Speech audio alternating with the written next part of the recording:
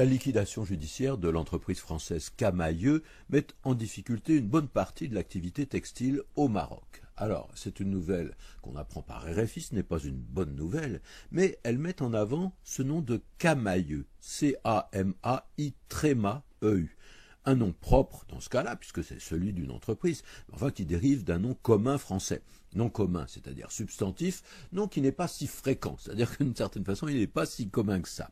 Camaïeu, en fait, c'est un mot qui appartient surtout au vocabulaire de la peinture, un vieux mot français d'origine assez floue, apparenté visiblement au mot camé, C-A-M-E accent aigu E, et on voit que l'origine est à chercher non pas dans la peinture, mais dans la langue des pierres précieuses, car un camé, c'est une pierre, et un camaïeu, c'est au départ une pierre qui a deux teintes, du fait de la superposition de deux couches de matière qui ont deux couleurs légèrement différentes. Alors, le mot est ainsi passé dans le monde des peintres pour désigner une œuvre qui est faite de plusieurs nuances à partir d'une même couleur.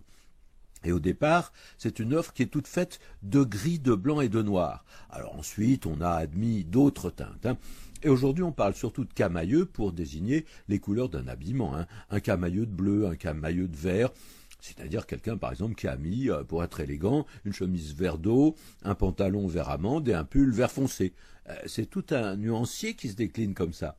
Et on comprend bien pourquoi ce mot avait été choisi pour nommer une entreprise de vêtements. Il est un peu précieux, un peu ancien et très imagé. Alors que ce soit pour décrire une tenue vestimentaire ou un paysage, on peut se demander si le mot a des synonymes. Et il en a quelques-uns qui, comme tout bon synonyme, ne sont pas absolument de même signification.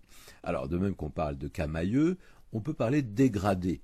Là encore, on évoque des nuances différentes à partir d'une même couleur de base. Mais on a une idée de hiérarchie d'une certaine façon.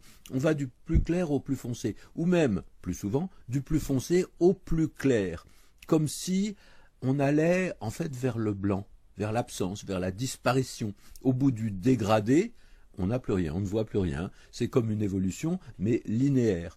Alors on peut également employer l'expression ton sur ton, qu'on entend également à propos d'un habillement. Si on a une chemise rose sous un gilet bordeaux, on est habillé ton sur ton. Alors que le glacis évoque autre chose. C'est un mouvement vers l'intérieur qui donne souvent une impression de profondeur. Là encore, c'est un terme de peinture. Et on appelle glacis, G-L-A-C-I-S, un procédé qui ne concerne au départ que la peinture à l'huile.